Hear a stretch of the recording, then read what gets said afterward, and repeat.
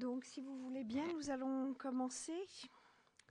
Donc, nous débutons aujourd'hui nos auditions en recevant donc Monsieur Laurent Bigorgne, directeur général de l'Institut Montaigne.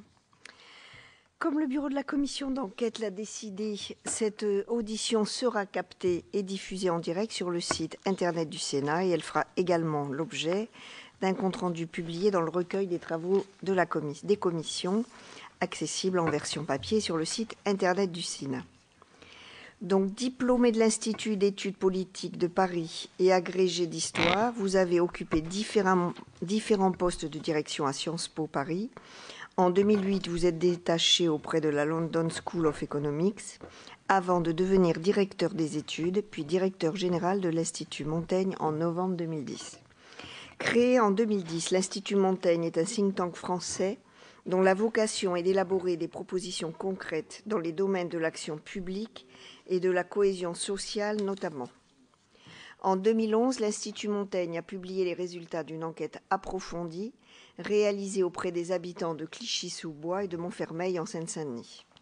Dans cet ouvrage intitulé « Banlieue de la République », vous mettiez notamment en exergue le rôle fondamental de l'école dans ces quartiers. La Commission a souhaité vous entendre pour recueillir votre analyse des difficultés rencontrées par l'école dans sa mission de transmission des valeurs républicaines, ainsi que celle des enseignants dans l'exercice de leurs fonctions.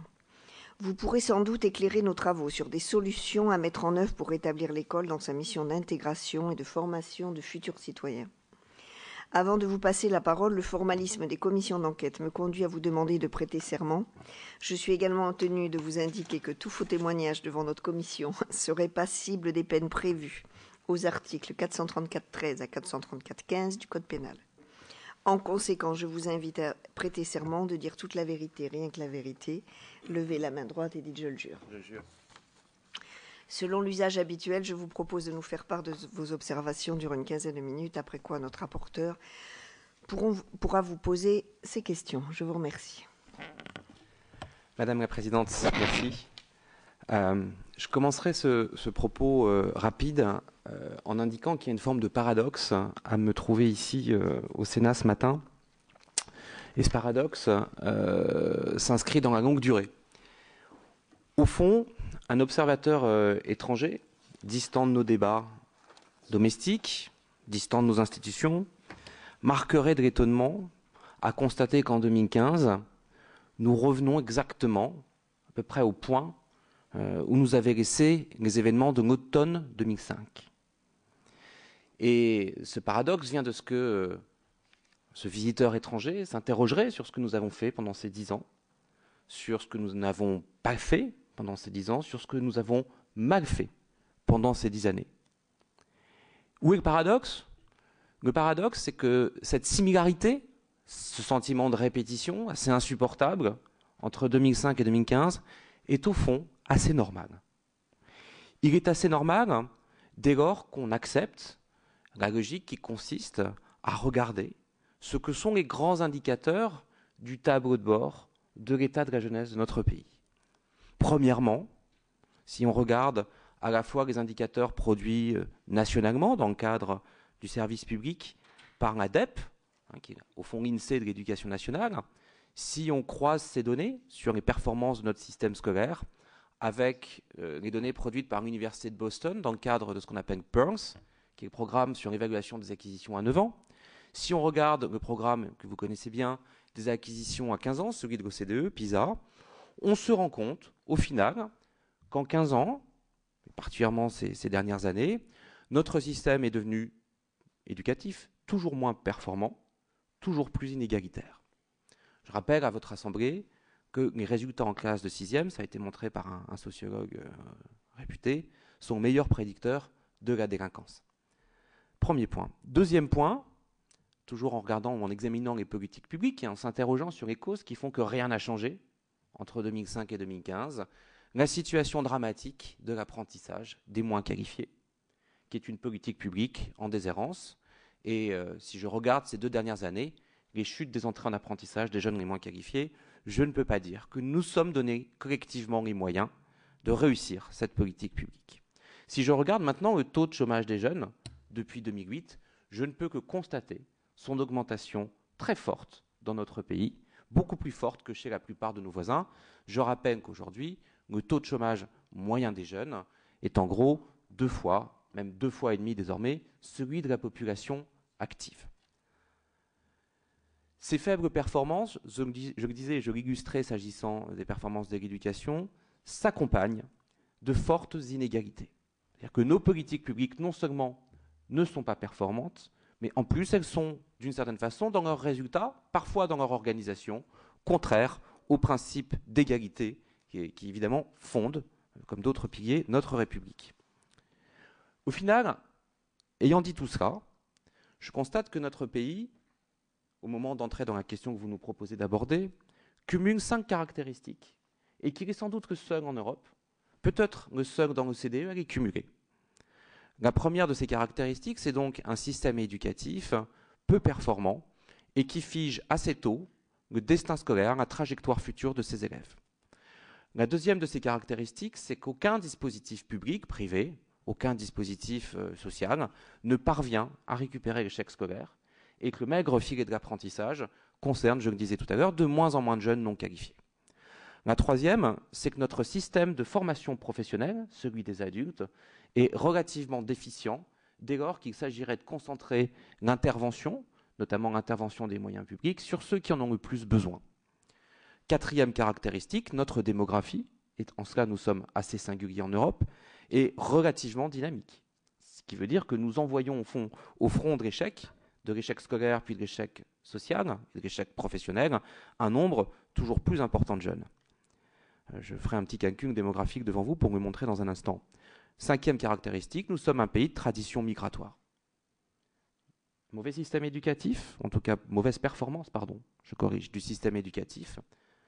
Système d'apprentissage en déshérence, formation professionnelle qui ne parvient pas à corriger ses premières inégalités, démographie dynamique, immigration relativement importante. Voilà au fond les 5 piliers d'une vaste bombe à retardement. Pourquoi je disais qu'on peut faire un calcul démographique assez simple? Prenons la tranche des 15-29 ans, qui est la tranche statistique que l'on repère. On peut considérer que donc sur une génération de cette tranche, on produit chaque année en gros 150 000 jeunes, vous le savez, qui sortent du système sans diplôme à l'âge de 16 ans. 15 fois 150 000, c'est en gros, sur une génération, un stock de 2 250 000 individus. Si je prends la note du CAE, du Conseil d'analyse économique, sur les jeunes qui datent d'il y a 2 ans, on constate qu'en France, il y a en gros 2 millions de nets, c'est-à-dire de gamins qui ne sont ni en emploi, ni en formation, ni à l'école. Ce qui veut dire que dans le meilleur des cas, sur une génération, sur un stock de 2 250 000, on sait en mettre 250 000 au travail, on sait faire avoir une vie sociale, économique normale, en gros à 10% de ces individus. Voilà quel est notre niveau de performance, d'inclusion, au moment où, au fond, la vérité parle, c'est-à-dire au moment où on passe du système scolaire au système à la vie, à l'emploi. D'où vient ce problème? Je crois qu'il y a plusieurs caractéristiques et il faut les rappeler ici au Sénat. Premièrement, nos politiques publiques sont conduites sans continuité. Combien de ministres de l'Éducation nationale sur une décennie? Combien de directeurs généraux de l'enseignement scolaire? Qu'on ne vienne pas dire aux citoyens qu'il y a continuité dans le service public, qu'on ne vienne pas dire aux citoyens qu'il y a continuité de l'effort, continuité de la vision. Votre commission est allée sur le terrain, elle aura vu des enseignants. Je pense que même serait bien en peine, depuis 2007, de faire l'archéologie des différents dispositifs de remédiation qui leur ont été proposés à peu près à chaque rentrée, de façon à la fois souvent sous-financée, sous-exécutée, pas évaluée. Donc une absence de continuité dans les politiques publiques. Des fondements de ces politiques publiques jamais renouvelés. À la fois un assez grand mépris, je le dis, tel que je le pense, de la haute administration pour les acquis de la recherche. Une assez forte indifférence à ce que peut dire, par exemple, en éducation, la psychologie cognitive, à ce que les économistes du travail peuvent dire. On sait tous, c'est un fait objectivé, que le fait d'avoir un prix administré pour l'emploi des moins qualifiés est objectivement un facteur extraordinairement explicatif de la situation du marché de l'emploi. Appelons un chat un chat. Le fait de ne pas avoir de SMIC, de prix d'entrée sur le marché du travail pour les jeunes les moins qualifiés, est une trappe à chômage. Et c'est une trappe durable, on le sait, c'est objectivé par des dizaines d'articles des meilleurs économistes du monde, produits à peu près dans tous les pays de l'OCDE. Il n'en reste pas moins que jamais ce débat, vous m'entendez, jamais ce débat n'est abordé. Au final, on se fait plaisir, et au final, évidemment, ceux qui en payent le prix sont assez loin de nos préoccupations. Donc des fondements de politique publique jamais renouvelés, ni dans leur soubassement théorique, ni évidemment dans leur mise en œuvre.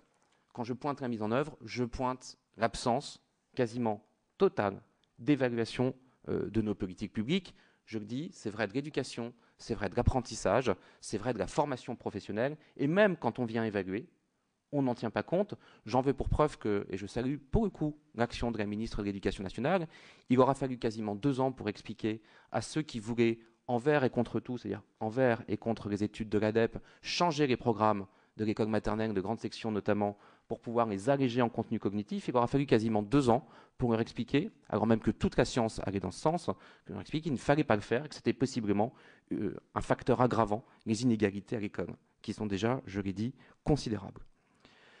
Au final, ces difficultés de politique publique font que nous manquons, à mon sens, d'une vision systématique. Jamais nous n'envisageons l'école et l'emploi comme, au fond, les 2 versants d'une même montagne. Jamais nous n'avons de vision stratégique s'agissant de ces deux phénomènes. Je rappelle, au cas où nous m'aurions oublié, que si nous avons aujourd'hui 11% de taux de chômage dans la population active, ou qui frappe la population active de ce pays, les 2 tiers au moins de ce chômage s'expliquent par un phénomène de sous-qualification ou de non-qualification. Le problème du chômage structurel français est d'abord et avant tout un problème scolaire, un problème de qualification. J'en termine rapidement. Vous interrogez sur, au fond, les voies et moyens, les diagnostics s'agissant des problèmes rencontrés dans les écoles de notre pays après le mois de janvier. Je dirais premièrement que je n'ai pas la mesure de ces phénomènes. Je ne sais pas de ce dont nous sommes en train de parler. Je n'ai pas de statistiques. J'ai vu comme tout le monde les médias. Peut-être que votre Assemblée, comme d'autres acteurs dans ce pays, parfois apprend à prendre un peu de distance critique par rapport à ce que disent les médias. Je m'intéresserai en revanche plus volontiers, pourquoi pas, à la difficulté d'enseigner aujourd'hui certaines disciplines dans nos collèges, dans nos lycées. Mais permettez-moi de remettre au fondement des problèmes que nous avons rencontrés le sentiment aujourd'hui, ancré dans la population, que les chances sont inégalement, très inégalement, injustement distribuées sur le territoire, que ces chances sont durablement, structurellement mal distribuées sur le territoire. Le système scolaire français donne très peu de chance aux enfants d'ouvriers, il donne très peu de chance aux enfants de chômeurs, il donne très peu de chance aux enfants même de la classe moyenne de pouvoir, au final, améliorer leur sort. Nous sommes en train, je ne peux pas vous en livrer aujourd'hui les résultats, mais nous sommes en train de terminer une vaste étude à l'Institut Montaigne, qui est un testing qui s'intéresse aux discriminations à raison de la religion. Je vous le dis, les discriminations à raison de la religion sont très fortes dans notre pays. Elles touchent les musulmans, certes, elles touchent les juifs également, et elles sont à rebours de toute la pensée qu'on pourrait avoir, qui consistera à dire, mais au fond, si ces élèves font leurs preuves à l'école, ils auront de meilleures chances. Ça n'est pas vrai. Je peux vous dire que ça n'est pas vrai. Aujourd'hui, quand on teste des CV par le testing de jeunes musulmans qui ont un parcours ordinaire et de jeunes musulmans qui ont un parcours extraordinaire, marqué sous le sceau de la méritocratie, d'un bac mention très bien, d'un certain nombre de diplômes, de stages, d'efforts individuels accomplis, on se rend compte qu'il n'y a aucune élasticité.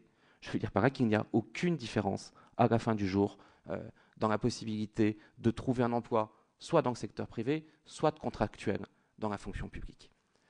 Donc il faut quand même avoir la mesure de ce qu'aujourd'hui, par ailleurs, nous sommes le seul pays de l'OCDE où il n'y a pas de différence entre le parcours des immigrés de première ou de deuxième génération en matière de résultats scolaires à 15 ans.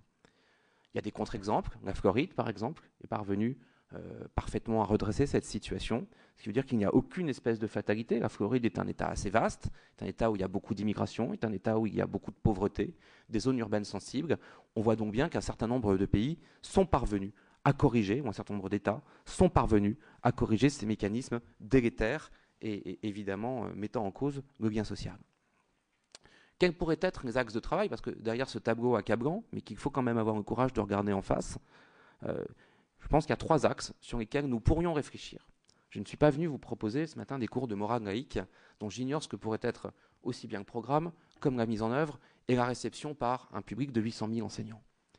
Je pense qu'il y a 3 axes de travail si votre Assemblée veut se donner les moyens d'envoyer des signaux forts. Premièrement, nous avons, contrairement à ce qui peut être pensé, un très grave problème en matière de gestion des premiers âges de la vie et particulièrement de la petite enfance. Il est insupportable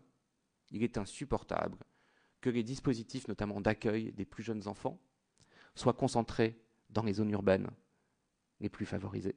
Et il est insupportable qu'ils soient le plus souvent absents ou très largement insuffisants des zones urbaines ou des zones rurales ou des zones périurbaines les moins favorisées.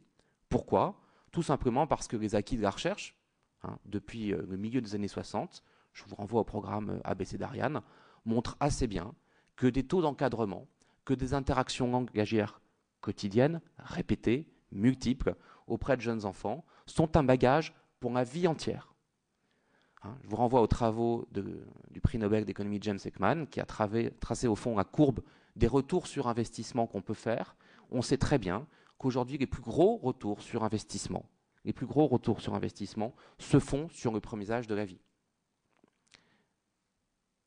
Ayant dit cela, je ne peux que m'interroger, ou rester interloqué, c'est mon balbutiement qui le montre, des choix publics qui ont été faits, puisqu'en gros, nous sous-finançons l'école maternelle en termes de rémunération des maîtres à hauteur de 20%.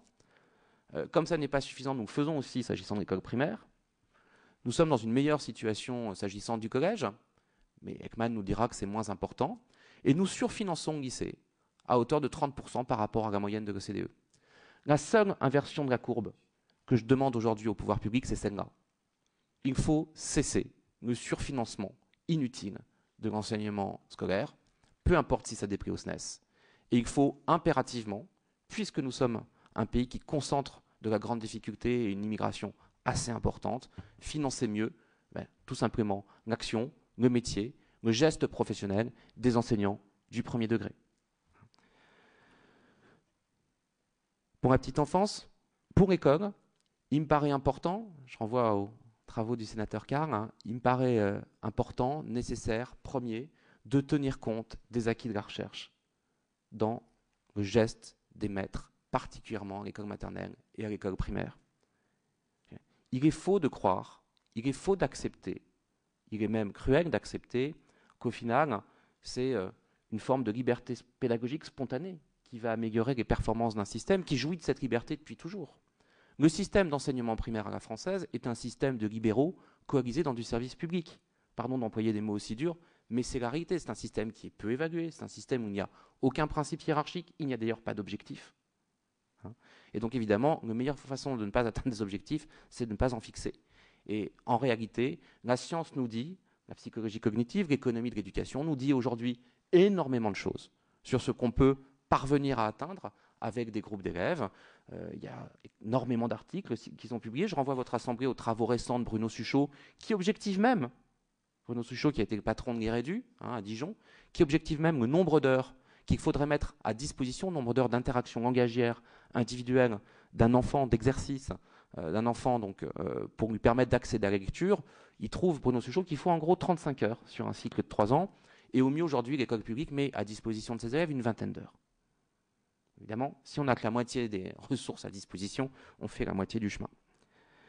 Troisième piste, la petite enfance, l'école, l'apprentissage. Là aussi, le choix qui a été fait, au fond, de masquer notre échec sur l'apprentissage des moins qualifiés à travers une montée en gamme de l'apprentissage sur l'enseignement supérieur est un choix qu'on peut trouver intéressant pour que progresse à la fois la professionnalisation des cursus universitaires et qu'en même temps, cette professionnalisation s'accompagne d'une diversification des moyens dédiés à l'enseignement supérieur, tellement celui-ci est sous-financé, à nouveau au profit du lycée d'enseignement secondaire, je le redis. C'est une erreur politique, c'est une erreur de politique publique. Nous avons impérativement besoin que s'inverse la courbe des entrées en apprentissage pour les moins qualifiés de nos élèves. Ça veut dire qu'il faut les y préparer. Ça veut dire que c'est un dispositif qu'il faut piloter. Ça veut dire qu'il faut avoir le courage d'entamer la seule des réformes qu'on n'ose jamais aborder, qui est celle du lycée professionnel.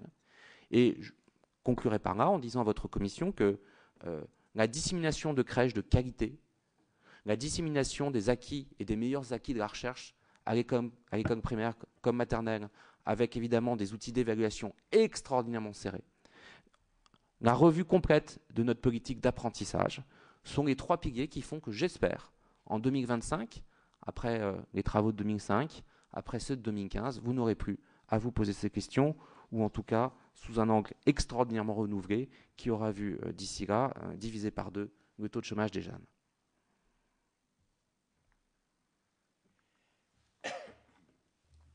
Merci beaucoup. Donc, je vais donner la parole à Jacques Grosperrin pour les premières questions. Merci, Président.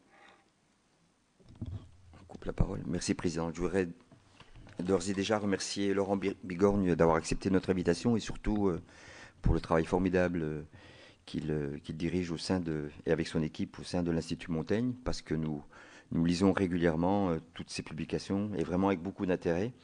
Et on sent véritablement qu'il y a de la recherche, il y a des acquis, et puis il y a surtout des aspects scientifiques que vous réutilisez. Et ce n'est pas simplement une lecture ou une écriture de documents suite à des difficultés qu'on pourrait observer. Moi, j'ai plusieurs questions à vous poser, mais avant tout, lorsque vous parlez de morale laïque, je m'interroge parce que je ne suis pas sûr qu'on puisse enseigner la morale. Et enseigner la morale, ça voudrait dire faire plutôt des sermons. Donc je pense que c'est peut-être plus intéressant d'utiliser des disciplines pour faire passer d'autres types de valeurs républicaines. Et puis sur l'apprentissage et le collège unique, on s'interrogera, mais je pense que Jean-Claude Carle vous posera des questions à ce sujet. Moi j'ai plusieurs questions. La première question, c'est comment renforcer la transmission des valeurs républicaines dans les établissements scolaires? Est-ce que le contenu des enseignements et l'organisation de la vie scolaire au sein des établissements vous semble-t-il adapté? Vous avez parlé tout à l'heure de la difficulté d'enseigner certaines disciplines, si vous pouviez le développer. Et que pensez-vous à cet égard des mesures annoncées par la ministre de l'Éducation nationale, notamment sur l'enseignement moral et civique qui sera mis en place à la rentrée 2015? J'ai d'autres questions. La deuxième question... Ou je vous laisse répondre à chaque question? Oui, c'est peut-être aussi bien. Oui. Je poserai la deuxième question juste après. Merci infiniment. Comme nous sommes moins nombreux aujourd'hui, du fait du troisième tour des élections départementales, comme nous l'a expliqué notre présidente. Voilà. C'est aussi ça la République. C'est important. Merci Madame la Présidente. J'avoue ma totale incompétence. Donc peut-être vous fais-je perdre votre temps. Ma totale incompétence en matière de réflexion ou d'apport décisif s'agissant de la transmission des valeurs. Non pas que ce sujet ne m'intéresse pas, j'ai été enseignant moi-même, en collège, en lycée, à l'université. Je trouve que c'est un magnifique sujet. Ma conviction, mais qui est plus qu'une conviction, c'est-à-dire que la situation globale du système éducatif français tend malgré tout à montrer que dès lors que vous faites arriver, et d'ailleurs cette question est claire d'un jour nouveau, celle du collège unique, dès lors que vous faites arriver en classe de 6e, de façon répétée, des cohortes qui, à raison de 20%, maîtrisent mal la lecture, maîtrisent mal l'écriture, maîtrisent mal le calcul, ne comprennent pas un texte simple, ne comprennent pas les objectifs fixés par les enseignants. Vous pouvez derrière avoir les plus beaux programmes d'histoire, d'éducation civique, de géographie, de français. Vous pouvez enseigner le code, vous pouvez enseigner le latin, le grec, vous laisserez entre 20 et 40%, hein, au fond la cohorte de ceux qui sont en situation de très grande difficulté est de 20%, la cohorte de ceux qui ont des acquis fragiles est de 20% supplémentaires. Il faut aussi accepter de le regarder comme ça. C'est comme ça que PISA nous le présente, s'agissant en tout cas des performances à 15 ans. Donc dès lors que vous avez une cohorte aussi importante, et que par ailleurs, cette cohorte, vous le savez bien, n'est pas disséminée sur les territoires de façon égale. Cette cohorte, elle est concentrée sur certains établissements, donc elle pèse particulièrement sur certains des collègues de l'éducation nationale, qui au fond se trouvent dans des établissements qui vont cumuler toutes les difficultés. Je vois assez mal, s'agissant de ces élèves qui sont en très grande difficulté, qui de toute façon n'ont pas la maîtrise d'un texte simple, je vois assez mal ce que le changement d'un programme, avec toute la difficulté qu'on sait, avec toute la capillarité qui est aussi nécessaire pour qu'arrive au bout de la chaîne et des différentes terminaisons nerveuses, les consignes ministérielles, je vois assez mal ce que va être l'impact de ce type de mesure. Je veux dire par là que cette question me fait assez fortement penser au débat, désormais récurrent tous les 3 ans quand on paraît PISA, qui atteste que l'école française est une école de la défiance, c'est-à-dire une école où les enfants n'ont pas confiance. Alors, est-ce que c'est au fond la confiance ou cette absence de confiance qui crée les mauvais résultats, ou est-ce que ce sont les mauvais résultats qui créent cette absence de défiance? Je pense pour ma part que, effectivement, de mauvais résultats que les enfants savent parfaitement objectiver. S'ils sont dans des fratries, ils ont des amis, des voisins de palier, des cousins, des cousines, que les parents savent très bien identifier, je pense que c'est tout simplement d'abord et avant tout les mauvaises performances qui créent ce sentiment de défiance objectivé par l'enquête PISA. Je vous renvoie également aux travaux de Yann Algan et de Pierre Cahuc. Et me semble-t-il, tant qu'on ne sera pas parvenu à fixer le problème de l'école primaire, tant qu'on ne sera pas parvenu à un taux au fond d'élèves en grande difficulté en 6e plus proche de 5%, ce qui quand même pour le 5e ou 6e pays le plus riche du monde serait le moins, tout le reste ne sera que littérature. On voit bien qui bénéficiera des enseignements supplémentaires. Socialement, ça ira évidemment toujours à ceux qui sont en mesure de les absorber. Ils les absorberont, soyez sans peine. Mais on aura, une fois de plus, tiré avant de viser et on aura manqué la cible. Je pense qu'on fait vraiment de l'effet chaleur, de l'effet joule, si on ne s'interroge pas, encore une fois, en profondeur, sur les voies et moyens de faire diviser par 3 la grande difficulté à l'entrée du collège, et que c'est sans doute le meilleur prédictif aujourd'hui d'une adhésion plus forte aux principes républicains et du vivre ensemble. Quant à la difficulté de certains types d'enseignements, moi je n'ai que la connaissance de M. Jourdain s'agissant de cette difficulté. J'entends ce que me disent des recteurs, j'entends ce que me disent des DAZEN. On sait bien qu'aujourd'hui, s'agissant de l'enseignement de l'histoire, à partir de la Seconde Guerre mondiale, un certain nombre d'épisodes peuvent plus ou moins bien passer auprès de certains publics. Je pense encore une fois que, d'une certaine façon, ce qui compte d'abord et avant tout, c'est de bien montrer à l'ensemble de ces petits Français que tout le monde a les mêmes chances, que les chances sont également distribuées, sans quoi on se retrouve dans des situations qui nous renvoient pour le coup assez loin dans notre histoire, et qui sont des situations pré-révolutionnaires. Une deuxième question peut-être que vous puissiez développer, parce que vous parliez tout à l'heure de valoriser le métier d'enseignant dans le primaire en augmentant leur salaire. Est-ce qu'il n'y aurait pas d'autres solutions, peut-être sans augmenter le salaire, mais avec des dédoublements de classe, parce que vous avez bien pointé le doigt sur la difficulté des élèves de pouvoir lire correctement, comprendre des textes. Je souhaiterais que vous développiez ça. Et puis aussi, il y a différents types de rapports, et les rapports d'ailleurs de l'Institut Montaigne, que ce soit le rapport Aubin ou le rapport du HCI, qui ont montré, vous en avez parlé précédemment, sur la désillusion de nombreux jeunes issus de classes socio-économiques défavorisées envers une république qu'ils estiment inégalitaire. Alors, quel rôle l'éducation nationale, vous en avez parlé en partie, mais qu'est-ce qu'elle peut véritablement faire dans ce contexte qui est difficile? Et puis, plus généralement, quelles mesures, peut-être plus concrètes, pourraient être mises en place pour lutter contre ces dysfonctionnements de l'école? Merci Madame la Présidente. Monsieur le Sénateur, aucune des mesures, et nous les connaissons bien pour en avoir déjà beaucoup discuté, aucune des mesures prises isolément n'a d'impact. C'est-à-dire que ce qui a de l'impact, c'est d'abord et avant tout une vision. Là aussi, je pense qu'une des dernières fois où on est parvenu à inverser à la fois un sentiment, le sentiment du grand public, à la fois le sentiment des utilisateurs, celui des étudiants, celui des enseignants, en matière de réforme s'agissant de l'éducation, c'est la loi de 2007 sur l'autonomie. Pourquoi? Parce qu'on a fait une priorité nationale, parce que cette priorité s'est inscrite dans un cadre résolu et dans un cadre continu sur 5 ans d'exercice d'un mandat. Donc je ne me fais pas le parangon de cette loi. On peut sur toute loi, et vous le savez, sur tout texte législatif, à la fois s'interroger sur l'évaluation, la mise en œuvre, etc. Il se trouve que je crois que de 2004 à 2007 a cristallisé en France une pensée sur l'autonomie universitaire et que cette pensée s'est intégrée à un programme présidentiel et que ce programme présidentiel a montré que, au fond, une parole préélectorale était suivie des faits. J'ai le sentiment que, s'agissant de l'école primaire, on est un peu face au même défi. Et c'est pour ça qu'il faut savoir, actionner tous les leviers en même temps.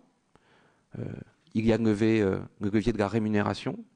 Et je pense que c'est un levier important s'agissant du primaire, s'agissant par ailleurs de catégories de fonctionnaires que le législateur a choisi de faire recruter désormais à Bac+5, donc à un niveau de cadre.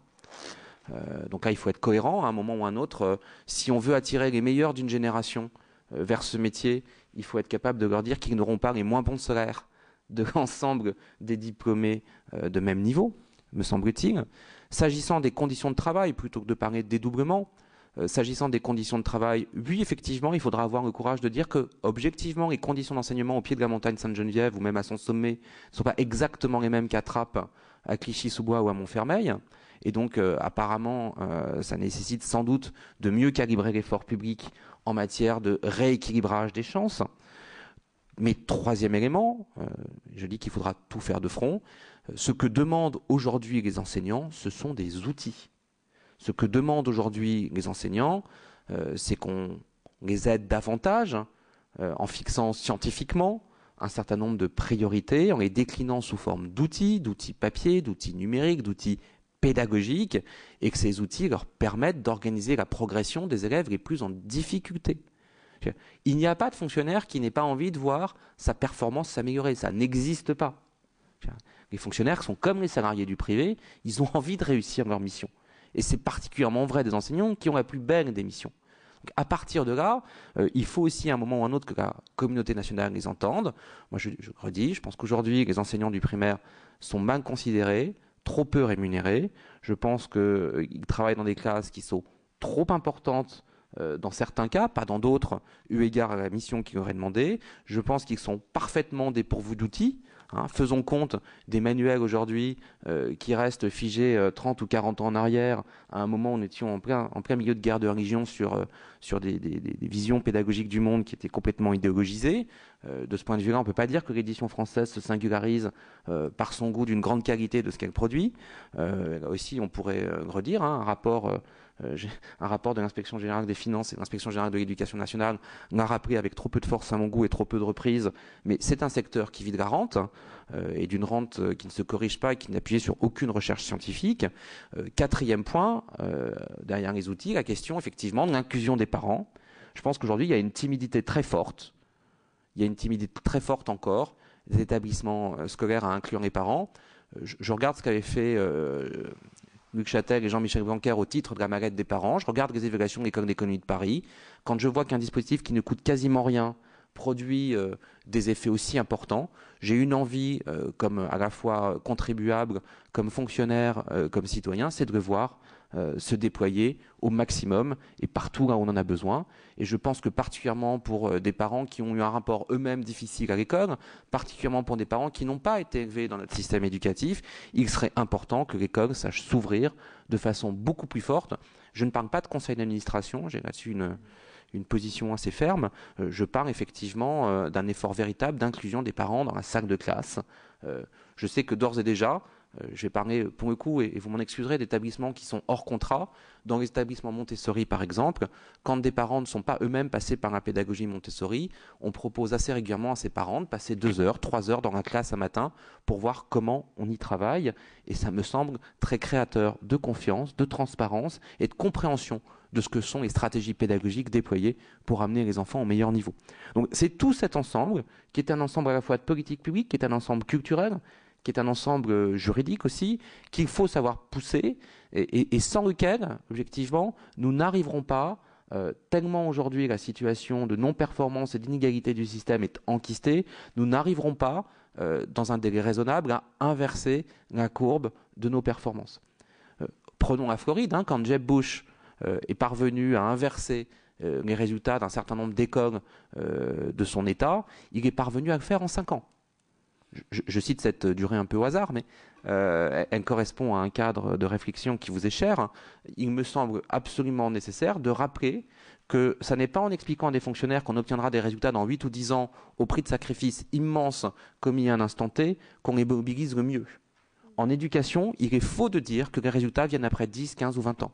On peut obtenir des résultats rapidement. J'espère avoir répondu, Monsieur le Sénateur, à vos deux interrogations. Merci beaucoup. Si Jean-Claude Carle, à qui on a demandé de poser une question, ça s'appelle être sollicité, chers collègues.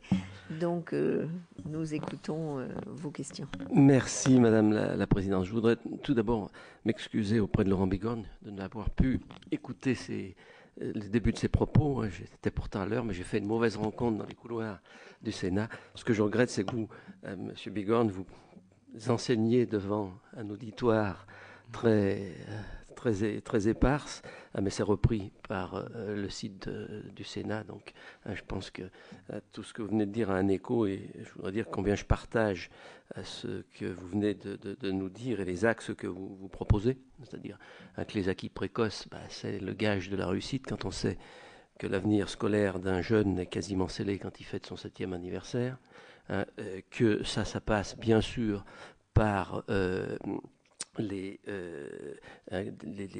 pédagogies qui permettent justement aux enseignants de pouvoir faire en sorte que les élèves captent ces acquis. Et puis troisième axe, celui de l'apprentissage, où là je suis tout à fait en phase avec vous. Il n'y a qu'un chiffre à prendre, c'est que chez nous, le chômage des jeunes est récurrent depuis des décennies, à 25% d'une classe d'âge, c'est-à-dire qu'un jeune, au terme de ses études, la première porte qu'il va pousser, c'est celle de Pôle emploi, et ce n'est pas celle d'une entreprise, 7% seulement en Allemagne. Je crois qu'il n'y a pas besoin d'en dire plus. Alors, vous nous avez dit que si on respectait ces 3 axes, en 2025, on réglerait le problème. Vous avez dit après 2005, 2015, 2025. Je souhaite que vous ayez raison. Je crains qu'en 2025, vous veniez nous dire, on ne sera plus là, mais vous, on a constaté le même état de fait. Pourquoi ? Parce que je pense qu'il y a un gros problème de méthode.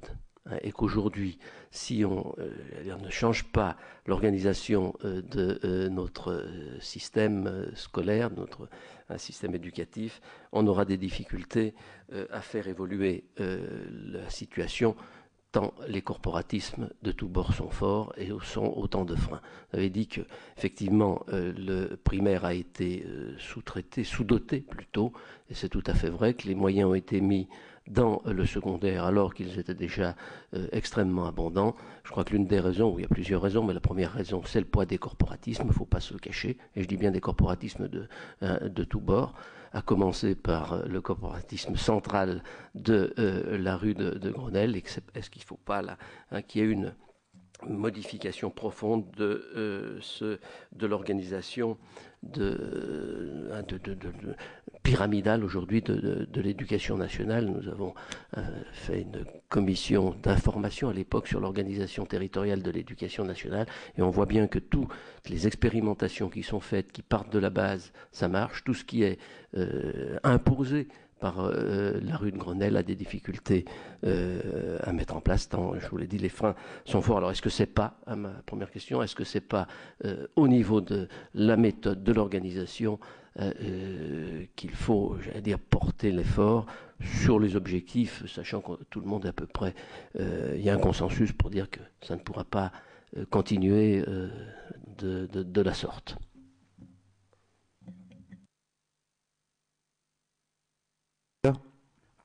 Merci beaucoup. Vous avez raison. Enfin, je pense que vous avez raison. Je pense que, au final, ce qui est assez frappant quand on regarde la rue de Grenelle, qui recèle aussi trésor d'inventivité, je le dis sans vouloir caresser dans le sens du poil, mais il y a aussi des gens très bien, pris individuellement. Mais il y a au fond une incapacité aujourd'hui à coller à une école dont les besoins ont changé. Je pense par exemple qu'il est déraisonnable, et on a eu l'expérience, de ne pas donner davantage d'autonomie à une direction comme la DEP aujourd'hui, qui devrait devenir la direction du big data et de l'open data dans l'éducation nationale, et qui pourrait très bien vivre demain. Je n'ai pas la passion ni des agents, ni des opérateurs, ni des autorités administratives indépendantes, mais je trouve qu'un gage de transparence dans le système serait de permettre demain à l'ADEP de devenir une autorité administrative indépendante, bien sûr au service du ministère, mais rendant compte au moins une fois par an au Parlement de la situation de l'école, de la situation de ses personnels, de la situation dans les territoires, de la situation pour chaque maire, pour chaque élu, pour chaque président d'exécutif territorial, de la situation objective des résultats dans les circonscriptions concernées. Je pense qu'il y a un enjeu très fort quand un système semble bloqué à pouvoir allumer de la lumière. Là aussi, utilisons l'analogie de l'enseignement supérieur. Les pays qui ont réussi de très belles transitions en matière d'enseignement supérieur, je prends notamment le cas de la Grande-Bretagne. Je vais pousser le bouchon très loin, mais il se trouve qu'en Grande-Bretagne, ils ont fait disparaître le ministère de l'Enseignement supérieur, ce que je ne suis pas venu vous proposer de faire ce matin, mais ils ont d'abord et avant tout créé une agence d'évaluation qui, aujourd'hui, au final, est extraordinairement importante dans le dispositif, puisqu'elle dit qu'il y a la qualité du dispositif à l'échelle macro et à l'échelle micro.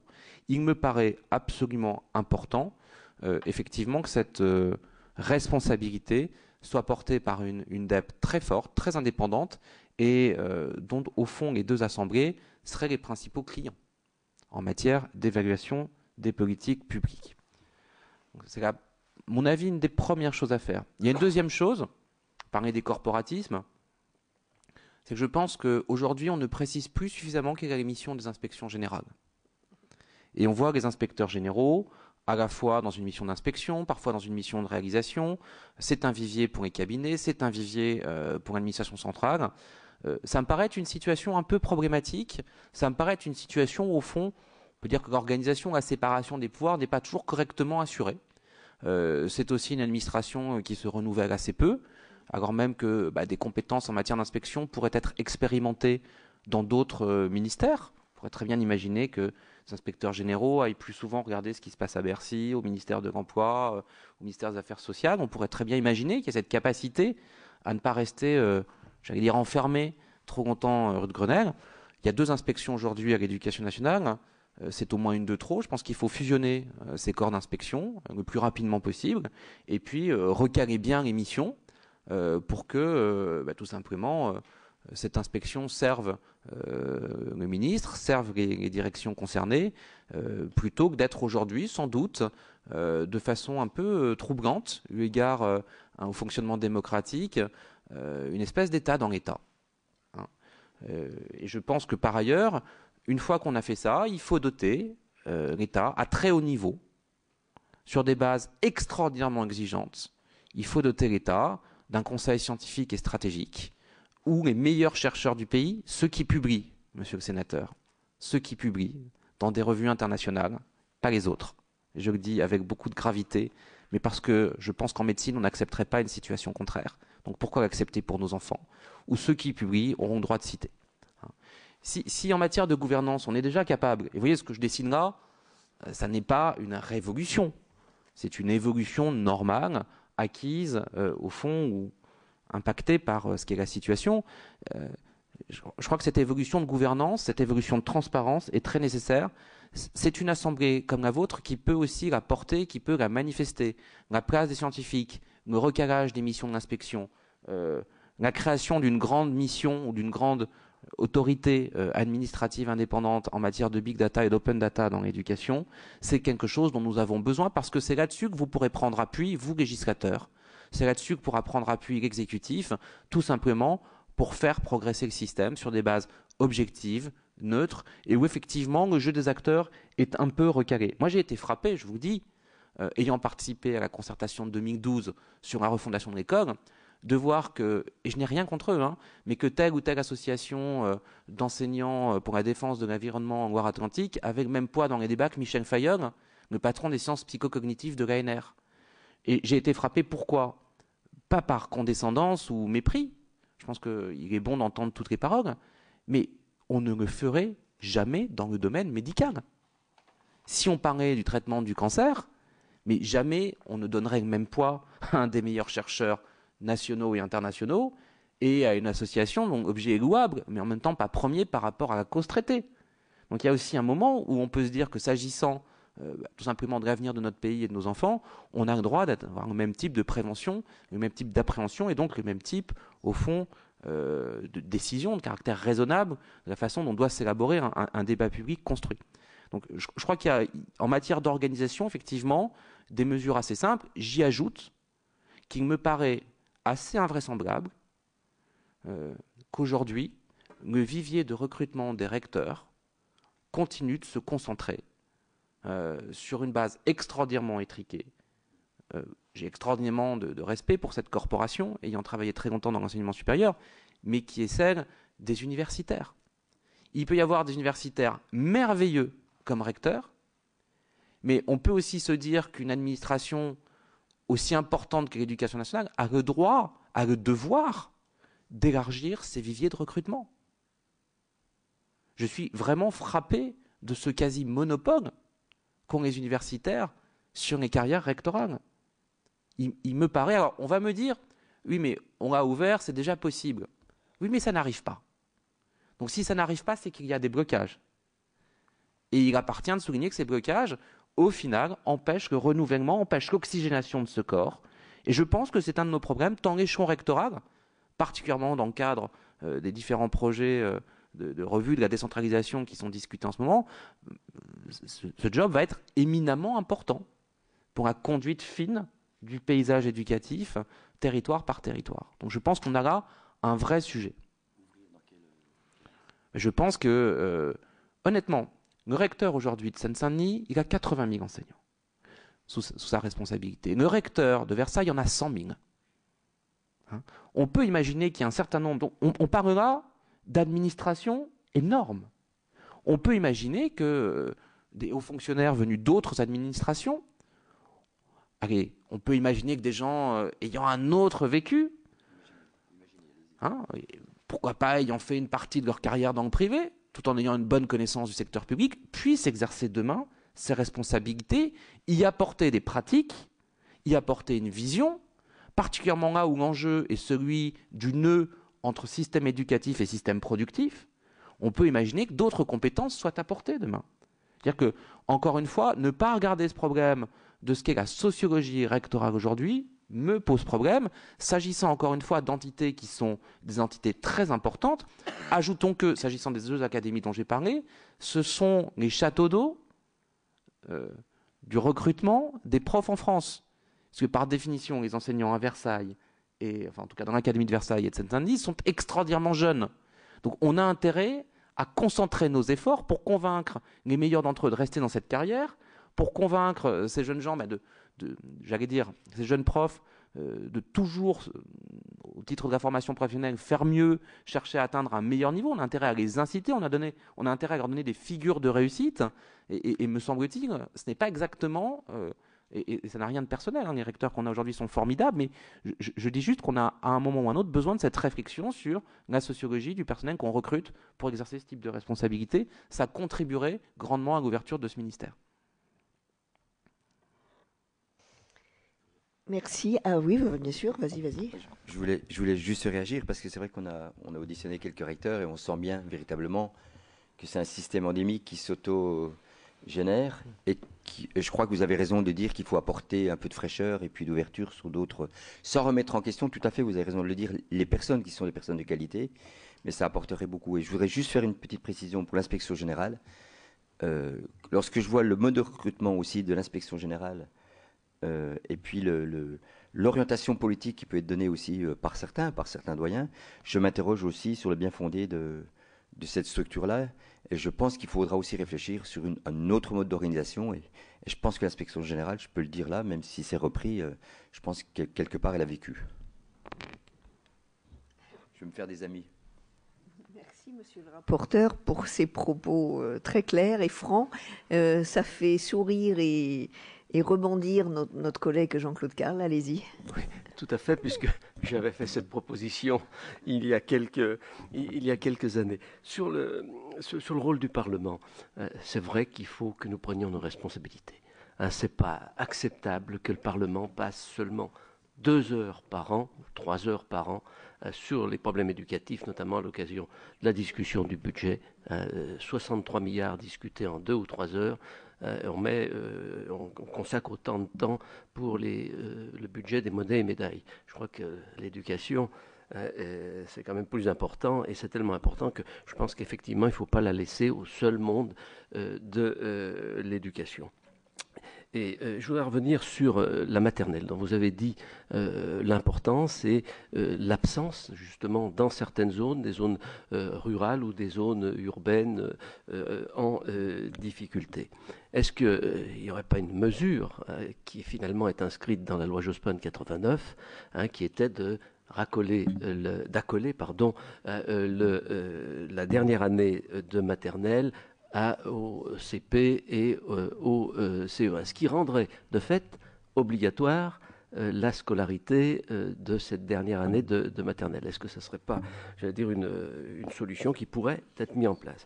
Et puis troisième question concernant l'évaluation. C'est vrai que le système souffre d'évaluations sérieuses. Il y a des évaluations, mais qui sont faites par ceux qui sont jugés partis et qui sont souvent des évaluations, je ne veux pas dire de complaisance, mais qui n'ont pas, j'allais dire, une grande valeur. Alors, faut-il que le système d'évaluation reste à l'intérieur du système éducatif, ou qu'il y ait une agence indépendante qui pourrait évaluer l'éducation nationale, mais aussi d'autres corps du secteur public qui souffrent de la même chose? La Cour des comptes a souvent l'occasion de le dire dans ses rapports. Si vous voulez bien répondre. Merci Madame la Présidente. Je partage votre point sur la nécessaire précocité, notamment pour les publics les plus en difficulté, d'une mise en milieu scolaire la plus rapide possible, la plus précoce possible. Je lisais ce matin, avant de venir vous retrouver, un papier de Bruno Suchot qui rappelait une étude américaine de 2004 qui explique bien qu'à 3 ans, un enfant issu de milieux défavorisés est en déficit d'une 30aine de millions de mots par rapport à un enfant élevé dans un milieu favorisé. Ce qui veut dire que 30aine de millions de mots entendus, de mots répétés.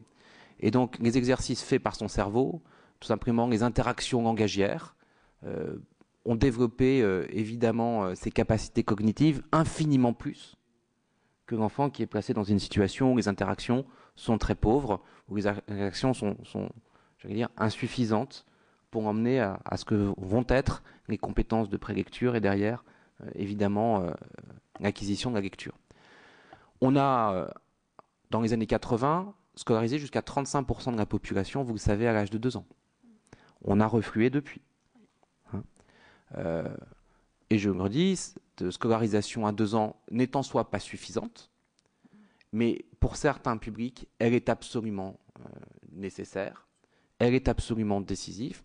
Encore faut-il qu'on accepte que ce soit d'abord et avant tout les outils de simulation langagière qui viennent nourrir le contenu des activités proposées aux enfants.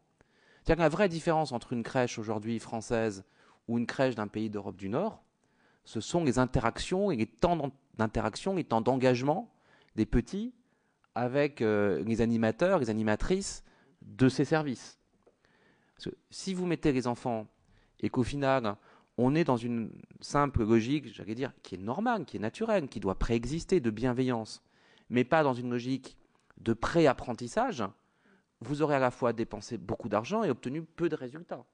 Et c'est pour ça qu'il m'a semblé nécessaire, je sais que vous entendez ce matin Michel Musso, mais de rappeler que le programme de grande section, monsieur le sénateur, devait impérativement comporter, conserver le maximum d'éléments possibles s'agissant des apprentissages cognitifs et des compétences de prélecture. C'est-à-dire qu'on ait envisagé en 2014 pouvoir vider, et c'était une pensée qui est pas mal venue de l'inspection générale, monsieur le sénateur, qu'on ait envisagé pouvoir vider une partie du programme de grande section des apprentissages cognitifs, notamment de la phonologie, au motif que c'est une violence faite aux enfants, me paraît à la fois infondé scientifiquement, très fondé idéologiquement, et porteur d'une dégradation des résultats de notre système public, de notre système éducatif, à court et moyen terme, absolument catastrophique.